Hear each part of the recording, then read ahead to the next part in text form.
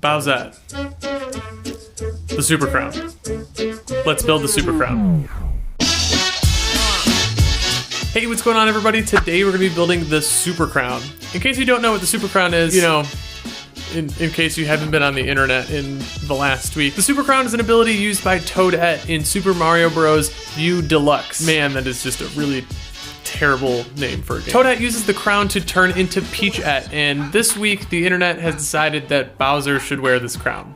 Because you know what, why not? This is a pretty straightforward project. All you'll need is some foam, some cloth, and some paint. And it only took me about a day to put it together. So let's go ahead and get started. This was my first sewing project, so I did a few practice runs on a piece of cloth. I definitely messed up a few times, but I think I have the hang of it now. If this is your first time sewing, I recommend looking up some videos on YouTube. I'm definitely not the person that you want to be learning this from. Before making any actual cuts in the cloth, I started with some patterns on paper, just to get a feel for what shapes and sizes I wanted.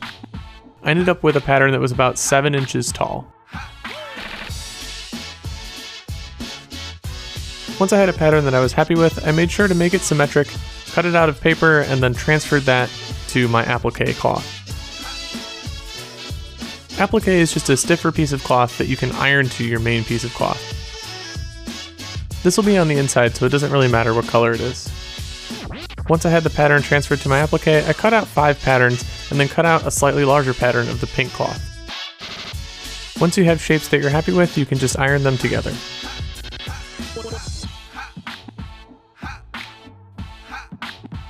Before you start sewing, you'll want to make a knot in the end of the thread just by looping it around your finger and then pulling it tight. You can then sew each of the patterns right on the edge.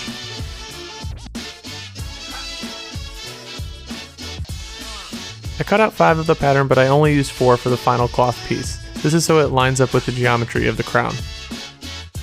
Once you have everything sewn together, you can turn it inside out. This will hide all of the seams.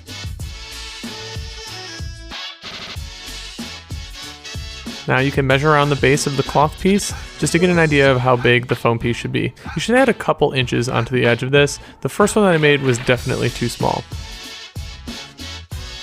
Because I messed this up a few times, here are the actual dimensions that I used. I'm holding the foam crown together with contact cement. I also used some rubber bands just to help me keep it together while it was curing.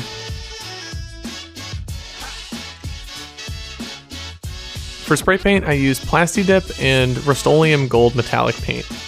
You'll definitely want to use Plastidip before you paint any of the foam pieces, or they'll just soak up the gold Rust-Oleum. For the top of the crown, I'm using these foam balls that I found at Michael's. You can get these in a variety of sizes.